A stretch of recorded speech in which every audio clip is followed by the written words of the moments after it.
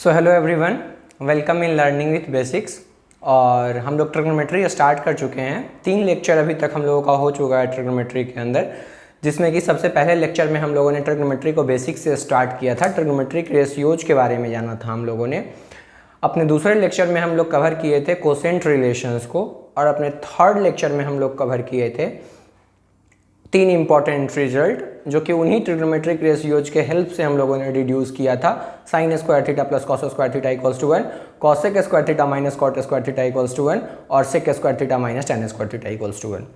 तो 3 लेक्चर हम लोग कवर अप कर चुके हैं। आज हम लोग अपने 4th लेक्चर पे हैं ट्रिग्नोमेट्री के अंदर, जो कि इस प्लेलिस्ट का 4th लेक्चर होने वाला है। सबसे पहला सजेशन आपके लिए, अगर आप लोगों ने पहले के तीनों वीडियो को नहीं देखा है तो आप सबसे पहले जाके पहले के तीनों वीडियो को देखिए बारी बारी से, फिर उसके बाद आप 4th लेक्चर पे आएंगे। और अब आज से इस वीडियो से हम लोग प्रॉब्लम से स्टार्ट करने वाले हैं, ठीक है। मैंने आपको प्रीवियस वीडियो में भी इस बात का इन्फॉर्मेशन दे दिया था कि हम लोग ट्रिग्नोमेट्री के बेसिक्स के बारे में ऑलरेडी जान चुके हैं अच्छे तरीके से।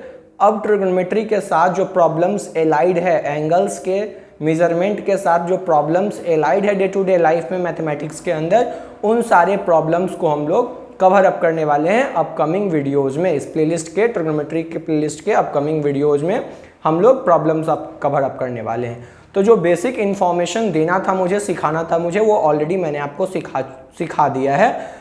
फिर भी चूँकि मेरा ऐसा मानना है कि रिवीजन करते रहने से चीज़ें बनी रहती है हमेशा हमेशा के लिए साथ में। तो एक क्विक रिकैप करते हैं हम लोग अपने प्रीवियस तीनों लेक्चर का।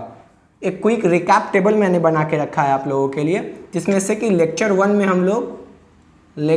में हम लोग ये पार्ट देखे थे, sine theta equals to perpendicular by hypotenuse, cos theta equals to base by hypotenuse, tan theta equals to perpendicular by base. इन सब चीज़ों को हम लोगों ने देखा था और ये रेसिप्रोकल रिलेशन सब लोगों ने देखा था, ठीक है। लेक्चर 2 में हम लोग जाने थे कोसेंट रिलेशन के बारे में। ये tan theta equals to sine theta by cos theta, cot theta equals to cos theta by sine theta, tan theta into cot theta equals to 1। इन सब चीज़ों को डिड्यूस किए थे हम लोग, ठीक है। और लेक्चर 3 में हम लोग इन 3 रिजल्ट्स को प्रूफ किए थे। रिजल्ट 1, रिजल्ट 2 और रिजल्ट 3, स्क्वायर रिलेशन टाइप चीज, इन्हीं ट्रिग्नोमेट्रिक रेशियोज का हेल्प लेते हुए, ठीक है। तो एक क्विक रिकैप कर लेते हैं हम लोग। सबसे पहले आप लोगों को अब तक फॉर्मूला एकदम जुबान पे रट जाना चाहिए कि साइन थीटा क्या होता है, कॉस थीटा क्या होता है, टेन थीटा क्या होता है। इस सब चीज़ों का फॉर्मूला एकदम रट जाना चाहिए यार। आप लोग अब तक नहीं रटे हुए अगर फॉर्मूला, तो ये बहुत बड़ा मिस्टेक हो रहा है, ठीक है। सबसे पहला चीज़, अभी भी अगर आपको याद नहीं है, जब अभी मेरे साथ आप बोलेंगे और आपको लगेगा कि कहीं दिक्कत हो रहा है, चीज़ में कुछ गड़बड़ी है, अच्छे से क्लियर नहीं हुआ है, तो आप सबसे पहले जाके लिख के प्रैक्टिस करके फिर से उसको याद करेंगे। तो एक बार क्विक रिकैप करते हैं हम लोग 1 बाई 1। साइन थीटा हमारा क्या होता है, perpendicular upon hypotenuse. Cos theta क्या होता है हमारा, base upon hypotenuse. Tan theta हमारा क्या होता है, perpendicular by base. Perpendicular upon hypotenuse, base upon hypotenuse और परपेंडिकुलर बाई बेस। मैंने आपको पहले भी बताया था कि भले ही हम लोग 6 ट्रिग्नोमेट्रिक रेशियो डिफाइन किए थे, लेकिन हमको रिजल्ट ये तीनों याद रखना है, perpendicular upon hypotenuse, base upon hypotenuse और perpendicular by base, sine cos tan, ठीक है। ये 3 चीज़, बाकी जो 3 रिजल्ट है वो हम लोग रेसिप्रोकल रिलेशन से निकाल लेंगे कि cosec theta 1 upon sine theta होता है, sec theta 1 upon cos theta होता है और cot theta 1 upon tan theta होता है। कहने का मतलब कि साइन कॉस टेन अगर आपको पता है तो आपको कॉसेक, सेक और कॉट भी पता है, पहला नंबर बात। दूसरा चीज़ कि tan जो होता है वो साइन और कॉस का डिवीजन होता है, रेशियो होता है। tan theta is basically the ratio of sine theta and cos theta. और अगर आपको पता है कि tan थीटा का उल्टा कॉट थीटा होता है, तो आपको कॉट थीटा का ये वाला फॉर्मूला याद रखना कोई ज़रूरी नहीं है। आपको tan थीटा पता है ना कि tan थीटा क्या होता है, tan theta 1 upon cot theta होता है, तो उल्टा कर दीजिए उसका, ठीक है। उसके बाद ये फालतू का 3 रिजल्ट, ये सुंदर लगने के लिए, ठीक है, कि tan theta into cot theta 1 होता है। tan और कॉट रेसिप्रोकल है, कॉट और tan, मतलब कॉट को 1 बाई tan लिखेंगे तो 1 होगा ही, कॉसेक साइन का रेसिप्रोकल है तो 1 होगा ही, कॉसेक का रेसिप्रोकल है तो 1 होगा ही। तो फैंसी दिखाने के लिए ताकि एक अच्छा सा टेबल आप सबके सामने सुंदर सा बन जाए, ये 3 भी हम अलग से इंट्रोड्यूस करके यहाँ पे लिख दिए हैं। हाँ, जो सबसे इंपॉर्टेंट महारथी चीज़ है वो ये कि sine square theta plus cos square theta equals to 1, cosec square theta minus cot square theta equals to 1 और sec square theta minus tan square theta equals to 1। ये एकदम अच्छे से आपको याद होना चाहिए, ठीक है। इसका यूज आपको ट्रिग्नोमेट्रिक आइडेंटिटी के चैप्टर के दौरान भयानक आने वाला है। मतलब पूरा ट्रिग्नोमेट्रिक आइडेंटिटी ही इसके ऊपर बेस्ड है, इन 3 आइडेंटिटी के ऊपर बेस्ड है, ठीक है। जितने भी क्वेश्चंस हम लोग करेंगे और कुछ अलजेब्राइक आइडेंटिटी वो मैं आपको आगे बताऊंगा ट्रिग्नोमेट्रिक आइडेंटिटी को, और उसके लिए घबराना नहीं है।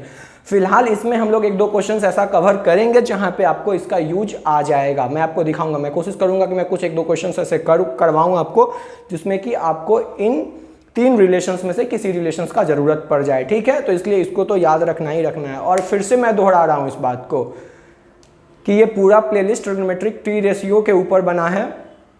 आगे वीडियो जो भी इसमें मिलेंगे आपको वो सब इससे रिलेटेड ही मिलेगा। अब सिर्फ प्रॉब्लम्स का वीडियो मिलेगा आपको, एक क्विक रिकैप भी मैंने आपको करा दिया पुराने सारे कॉन्सेप्ट्स का। तो आप अच्छे से एकदम कमर कस लो और तैयार हो जाओ क्वेश्चंस के साथ भिड़ने के लिए, ठीक है ना।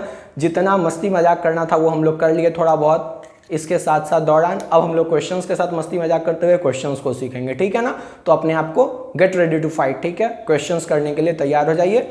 इस वीडियो के दौरान मैं एक क्वेश्चंस कवर करूंगा जिसमें मैं आपको पूरा स्टेप बाय स्टेप सिखाऊंगा कि ट्रिग्नोमेट्रिक रेशियोज का जो क्वेश्चन आता है उसको हम लोग कैसे लिख के करते हैं, बाकायदा इज्जत के साथ, एकदम बारीकी के साथ, ठीक है। स्टेप बाय स्टेप क्या प्रोसेस होता है लिखने का, क्या प्रोसीजर है, क्वेश्चन को सॉल्व करने का 1 बाय 1 करके मैं आपको सिखाऊंगा। केवल एक क्वेश्चन इस वीडियो के अंदर हम लोग देखेंगे जिसमें कि अगर आप प्रोसेस अच्छे से भली भांति परिचित हो जाएंगे कि इसको सॉल्व करने का क्या तरीका होता है, क्या प्रोसीजर है, कैसे लिखते हैं हम लोग स्टेप्स को, फिर बाकी के क्वेश्चंस में कुछ प्रोसेस हम लोग स्किप करेंगे। लेकिन हाँ, मैं आपको बार बार ये बात दोहराते रहता हूँ कि आपको स्टेप्स लिखना है, हर क्वेश्चन के लिए स्टेप्स लिखना है, चूंकि यहाँ पे टाइम कंज्यूमिंग होगा और वो लेंथ वीडियो का काफ़ी ज़्यादा एक्सटेंड कर जाएगा, फिर आपको बोरिंग सा लगने लगेगा तो मज़ा नहीं आएगा, ठीक है ना।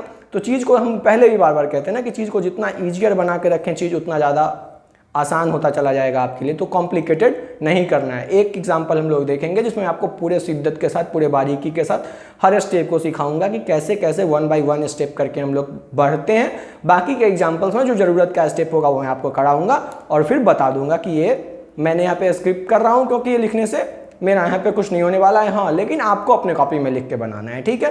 तो सबसे पहले हम देखते हैं, बेसिक सारा कंसेप्ट क्लियर हो चुका है हम लोग का ऑलरेडी। अब हम लोग देखेंगे एग्जाम्पल जो कि इससे एसोसिएटेड है। तो देखते हैं सबसे पहला एग्जाम्पल अपना।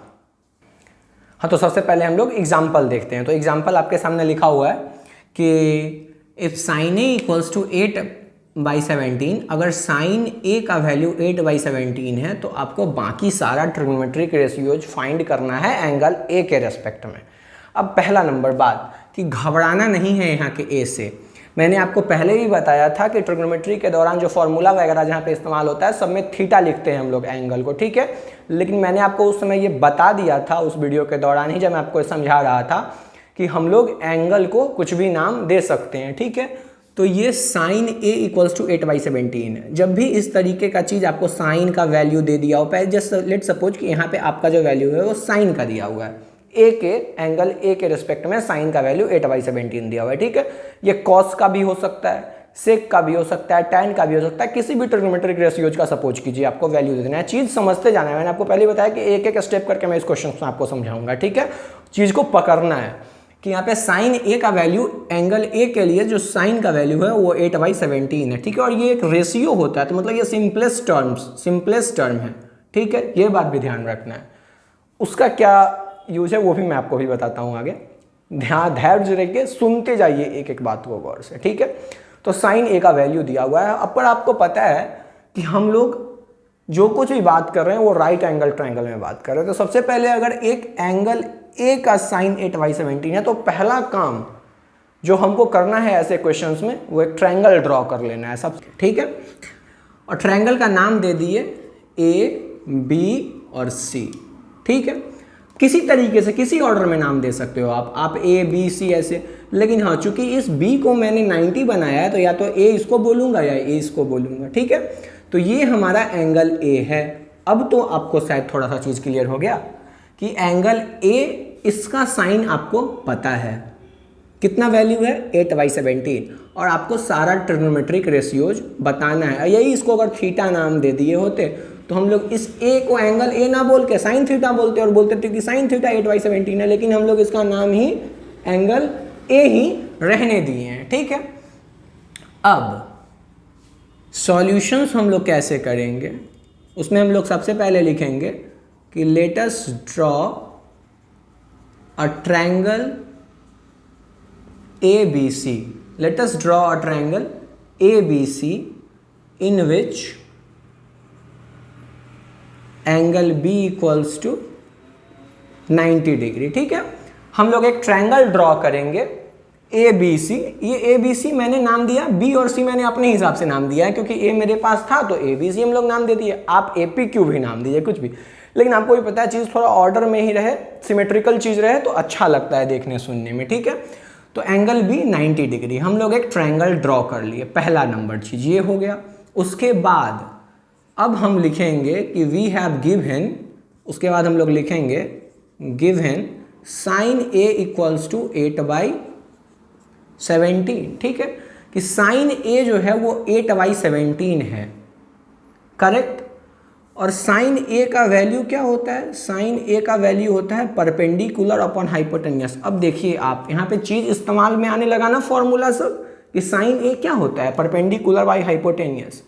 आपसे पूछा है कि बाकी सारा ट्रिग्नोमेट्रिक रेशियो आप फाइंड कीजिए, मतलब कि आपको कॉस A मांग रहा है, आपसे वो tan A क्वेश्चन मांग रहा है, आपसे क्वेश्चन sec A मांग रहा है, आपसे क्वेश्चन cosec A मांग रहा है और आपसे क्वेश्चन cot A मांग रहा है। ये सारे चीज़ का वैल्यू फाइंड करके आपको बताना है। ठीक है, अब जब तक आपको सारा साइड पता नहीं होगा तब तक आप उसका रेशियो कैसे निकालोगे, और जब तक आपको सारा साइड पता नहीं होगा तब तक आप रेशियो भी नहीं निकाल पाओगे और ना ही इन सारा ट्रिग्नोमेट्रिक रेशियो का वैल्यू बता पाओगे। इसके लिए आपको ट्रायंगल के साइड्स के बारे में तो जानकारी होना ही चाहिए, क्योंकि अगर एक एंगल के हिसाब से देखें तो हमको बाकी उसके करस्पॉन्डिंग परपेंडिकुलर, बेस और हाइपोटेनस जिसका जहाँ जो जरूरत है वो तो इस्तेमाल में आएगा ही आएगा। तो साइन A जो है वो परपेंडिकुलर बाई हाइपोटेनियस होता है। क्या ये बात यहाँ से समझ में आ रहा है आपको कि ये एंगल चूंकि A है तो ये साइड जो हमारा होगा ये परपेंडिकुलर होगा, ये बेस होगा और ये हाइपोटेनियस होगा। ये बात अच्छे से क्लियर है कि ये हमारा बेस होगा और ये हाइपोटेनियस होगा। ठीक है, और एंगल A के सामने वाला जो साइड होगा ये परपेंडिकुलर होगा। ये पहचानने आ जाना चाहिए आप तक अब लोगों को। ठीक, करेक्ट। अब sine A perpendicular by hypotenuse होता है, कहने का मतलब ये कि ये BC अपॉन AC है। गुड, यहां तक भी कोई दिक्कत नहीं है। कहने का मतलब है कि ये BC बाई AC का वैल्यू 8/17 है, करेक्ट, कोई दिक्कत नहीं। अब चूंकि ये सिंपलेस्ट रेशियो है, आपसे कोई बोला जाए कि 4/9, ठीक है, ये एक सिंपलेस्ट रेशियो है, तो इसमें किसी कांस्टेंट टर्म से ऊपर नीचे अगर मल्टीप्लाई हम लोग करते चले जाएं तो जो ऊपर नीचे का जो सेम टर्म होता है, जो ऊपर नीचे का सेम मल्टीपल्स है, उस सब जब कट जाता है उसके बाद जो सिंपलेस्ट टर्म बचता है उसको ही हम लोग रेशियो बोलते हैं, बेसिकली सिंपलेस्ट टर्म। कहने का मतलब क्या कि ये ओरिजिनली 8/17 वैल्यू हो भी सकता है, नहीं भी हो सकता है, तो इसको हम लोग ऊपर नीचे k से मल्टीप्लाई करके बोलेंगे। अब हम लोग कह सकते हैं कि जो BC साइड है वो 8k के बराबर है और जो AC साइड है वो 17k के बराबर है। ऐसा हम लोग क्यों बोले, इस बात को समझिए। ऐसा हम लोग इस वजह से बोले कि ये सिंपलेस्ट रेशियो है जो 8/17 है, ये हम लोग पहले डिफाइन किए थे कि ये ट्रिग्नोमेट्रिक रेशियोज का वैल्यू है। साइन A का, एंगल A के हिसाब से जो साइन है उसका परपेंडिकुलर और हाइपोटेनियस का सिंपलेस्ट रेशियो 8/17 दिया हुआ है। तो ये जरूरी नहीं है कि 8/17 हो सकता है कि ये 16/34 भी हो सकता है। अगर इसको भी आप सिंप्लीफाइड करो तो आप इसको 8/17 कह सकते हो, 2 मल्टीपल कॉमन मल्टीपल है, ठीक है। तो इसलिए एक के टर्म से हम लोग यहाँ पे इसको मल्टीप्लाई कर देंगे और तब हम लोग आसानी से कह सकते हैं कि जो BC है वो 8k के बराबर है और जो AC है वो 17k के बराबर है। ठीक है, यहाँ तक स्टेप्स क्लियर हो चुका है। अब BC और AC एक बार यार पता चल गया हम लोगों को, कहने का मतलब है ये जो BC है, जो परपेंडिकुलर है BC, उसका वैल्यू अगर 8k हम लोग को पता चल गया और जो AB है, सॉरी, और जो BC है वो 8k के बराबर पता चल गया और जो AC है यार, जो AC है हाइपोटेनियस, उसका वैल्यू यार 17k के बराबर है। तो using Pythagoras theorem,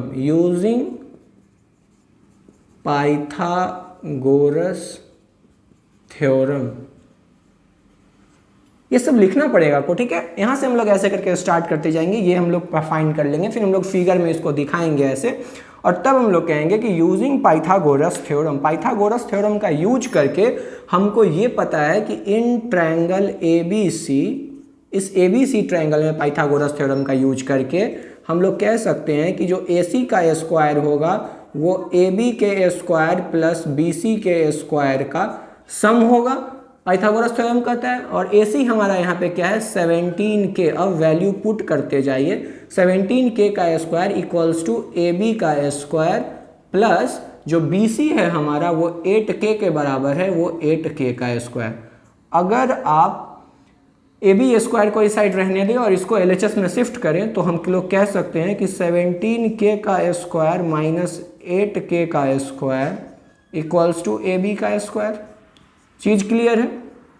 this implies 17K कितना होता है, 17K का स्क्वायर करेंगे तो कितना होगा, 17 का स्क्वायर 289। अब आपको स्क्वायर्स वगैरह सब याद करवाया जाता है, ठीक है ना, स्क्वायर्स वगैरह सब क्या करवाया जाता है, याद करवाया जाता है हम लोगों को, तो आपको याद रहना चाहिए, ठीक है। 17K का स्क्वायर इक्वल्स टू 289K का स्क्वायर, फट से आपको रिजल्ट याद रहना चाहिए कि 17 का स्क्वायर क्या होता है, 16 का स्क्वायर क्या होता है, और 8K का स्क्वायर जो हो गया 64K स्क्वायर बराबर AB का होल स्क्वायर। इस स्टेप में कोई दिक्कत नहीं है यार कि 289K square minus 64K square equals to AB square. अब हम लोग यहाँ इसको मूव करते हैं, ये पार्ट मैंने इरेज कर दिया कि 289K square minus 64K square करेंगे तो ये 225K स्क्वायर बराबर AB का स्क्वायर, ठीक है। थोड़ा सा सुंदर के लिए ऐसे लिख लेते हैं कि AB square equals to 225K square. This implies AB का स्क्वायर इक्वल्स टू 225 किसका स्क्वायर है यार, 15 का स्क्वायर है। 225 किसका स्क्वायर है, 15 का स्क्वायर है, तो ये 15K स्क्वायर हो गया। अब AB स्क्वायर 15K स्क्वायर के बराबर है, दोनों तरफ स्क्वायर स्क्वायर चीज़ है, तो ये सब चीज़ 8th क्लास में आप लोग पढ़ के आए थे कि स्क्वायर रूट वगैरह लेना ये सब, ठीक है ना। तो इसलिए जो AB का वैल्यू हुआ वो AB का वैल्यू हम लोग बोलेंगे 15K। कहने का मतलब जो ये BC पार्ट है हमारा, जो बेस है वो हमारा क्या निकल के आ गया, 15K निकल के आ गया। अभी K का मतलब आपको समझ में आएगी, K हम लोग क्यों किए, हम लोग चाहते तो ये नहीं भी करते K, लेकिन नहीं, अगर आप ये स्टेप्स नहीं शो कीजिएगा, आप के टर्म को इंट्रोड्यूस नहीं कीजिएगा यहाँ पे, तो आपका टीचर नंबर काट लेंगे, ठीक है ना। वो आपसे सीधा सवाल यही करेंगे कि ये बेसिक रेशियो है यार, तो तुम इसमें रेशियो कहाँ गायब कर दिए, जो मल्टीपल है उस मल्टीपल को तुम कहाँ खा गए, ओवरऑल तो इसका कटना ही है, इसका हज़र क्या होगा आप अभी देखो, ठीक है। तो ये बात अच्छे से क्लियर हो गया। अब चूंकि AB का वैल्यू 15 के पता हो गया, तो ये इतना कैलकुलेशन करने के बाद हम लोग तब नेक्स्ट स्टेप पे आएंगे और लिखेंगे देयरफॉर, तब लिखेंगे हम लोग देयरफॉर, ठीक है। और उसके बाद हम लोग जो हमको सारा ट्रिग्नोमेट्रिक रेशियो पता करना है और लिखेंगे हम लोग cos A, और cos A हमारा क्या होता है, बेस बाई हाइपोटेनियस, और बेस आपका क्या निकल के आया यार 15K बाई 17K, ठीक है। K खत्म मतलब कि 15/17, ठीक है। tan A, अब ये बात आपको समझ में आएगी, लेकिन आपको हर स्टेप में ये 15K/K को रखना है और ये फॉर्मूलाज भी लिखना है आपको। tan A perpendicular by base, और परपेंडिकुलर का वैल्यू यहाँ पे क्या है 8K, 8K/B, बेस कितना है 15K, K खत्म तो ये 8/15, ठीक है। क्या इस तरीके से ही बाकी सारा रिजल्ट हम लोग निकाल के ला रहे होंगे। सेक के लिए हम लोग लिखेंगे कि sec A equals to 1/cos A, और cos A का वैल्यू हम लोग 15/17 निकाले हैं, तो ये 17/15 हुआ। cosec A के लिए हम लोग लिख के ला रहे होंगे यार 1/sin A, और sin A का वैल्यू हम लोग कितना, sin A का ऑलरेडी 8/17 दिया हुआ है, तो ये 17/8 होके आ रहा होगा। और cot A का अगर हम लोग बात करें यार तो ये 1/tan A होगा, बिल्कुल होगा। और tan A का वैल्यू हम लोग 8/15 निकाल के लाए हैं, तो क्या ये 15/8 होगा, क्या ये 15/8 होके आ रहा होगा यार। तो क्या आपको सारा स्टेप अच्छे से क्लियर हुआ? हम उम्मीद करते हैं कि आपको सारा स्टेप अच्छे से क्लियर हुआ होगा। मैंने बहुत ही पेशेंस के साथ इस क्वेश्चन को समझाया है, मैंने आपको एक एक स्टेप को बारी बारी समझाया कि कैसे हमको स्टेप बाय स्टेप फॉलो करना है। आगे से ऐसा क्वेश्चंस मैं आपको अगर जो भी कराऊंगा अभी आगे, जो कि हम लोग नेक्स्ट वीडियो में कवर करेंगे, तो फिर उसमें हम लोग यार ये सब चीज़ मैं एज्यूम करके चलूँगा, मैं मान के चलूँगा कि ये सब चीज़ आप लोग खुद से लिख रहे होंगे अपने कॉपी में बनाने के दौरान। यहाँ पे विच में एच कैसे छूट गया है यार, चलो कोई बात नहीं है, रब हो गया होगा शायद, या छूट गया होगा, नो प्रॉब्लम, कंसिडर नहीं करते हैं, ठीक है। तो एज्यूम करके चल रहे होंगे हम क्वेश्चंस में सीधे फिगर ड्रॉ कर देंगे और ये सब चीज़ इतना हम नहीं लिख रहे होंगे क्योंकि वो खामखा टाइम कंज्यूम करेगा वीडियो का, ठीक है, और आपको बोरिंग लगने लगेगा, पढ़ने में मज़ा नहीं आएगा। जो बेसिक जहाँ ये समझने वाला चीज़ होगा फोकस हम लोग वहाँ कर रहे होंगे, समझने वाले चीज़ के ऊपर ज़्यादा फोकस कर रहे होंगे, ठीक है। तो ये बात अब आपको इससे भी आप फैमिलियर हो गया कि यहाँ पे थीटा लिखा हो तो या ए लिखा हो तो कोई फर्क नहीं पड़ता है। अगर मान लो यार यहाँ पे थीटा लिखा होता तो हम लोग जब ट्रायंगल बनाते तो हम लोग कहीं भी यहाँ भी लिख कर लेते, जैसे इसमें यहाँ कर सकते थे, मान लेते यही थीटा है और बाकी सारा ट्रिग्नोमेट्रिक रेशियो उसके हिसाब से निकाल लेते। तो ठीक है, बात एकदम अच्छे से क्लियर हो गया, चीज़ समझ में आ रहा है, चीज़ सिंपल है, ठीक है। दूसरा एक और बात कि ऐसे ही सवाल में जैसे आपसे साइन ए का रेशियो देके बाकी ट्रिग्नोमेट्रिक रेशियो पूछ लिया, आपसे अलग अलग क्वेश्चंस बनाने के लिए कॉस ए देके बाकी पूछ सकता है, सेक देके पूछ सकता है, टैन देके पूछ सकता है, ठीक है। तो चीज़ों से घबराना बिल्कुल भी नहीं है, पेशेंस के साथ बने रहना है, वीडियो के साथ बने रहना है। मैं उम्मीद करता हूँ कि आपको अभी तक का सारा वीडियो अच्छे से क्लियर हो रहा होगा। अगर नहीं हो रहा है तो आप उसको फिर से दोबारा देखने का कोशिश करो यार, टाइम दो। ट्रिग्नोमेट्री बहुत फैसिनेटिंग चीज़ है, मैंने पहले भी आपको बताया है, ट्रिग्नोमेट्री बहुत ही फैसिनेटिंग चीज़ है। पहली बार आपके सामने आया तो हो सकता है चीज़ें थोड़ी बहुत कॉम्प्लिकेटेड हो रही हो, बस उसको कॉम्प्लिकेटेड नहीं बनाना है, हम लोगों को सिंपल रखते हुए ही आगे बढ़ना है, ठीक है ना। तो वीडियो के साथ बने रहिए, चैनल को लाइक सब्सक्राइब शेयर जरूर कीजिए, दोस्तों के साथ शेयर कीजिए वीडियो को, सबसे इंपॉर्टेंट। और कोई दिक्कत हो तो आप कमेंट सेक्शन में आके अपना कमेंट ड्रॉप करो यार, अपना डाउट ड्रॉप करो, या फिर डिस्क्रिप्शन में मेरा ईमेल आईडी है, आप हमको ईमेल भेज सकते हो यार, ठीक है। मैं जितना ज़्यादा से ज़्यादा जल्दी हो सके आपके प्रॉब्लम्स को, आपके डाउट्स को रिजॉल्व करने की कोशिश करूँगा। और आप प्रॉब्लम्स लगाना आप स्टार्ट करो, ठीक है ना, मेरे साथ साथ प्रॉब्लम्स लगाना आप स्टार्ट करो। बुक्स वगैरह का रिकमेंडेशन मैंने ऑलरेडी आपको दे रखे हैं, तो इसमें कहीं से कोई दिक्कत नहीं होने जा रहा है, ठीक है। तो वीडियो के साथ बने रहिए और शेयर करते रहिए, पढ़ते रहिए मजे से।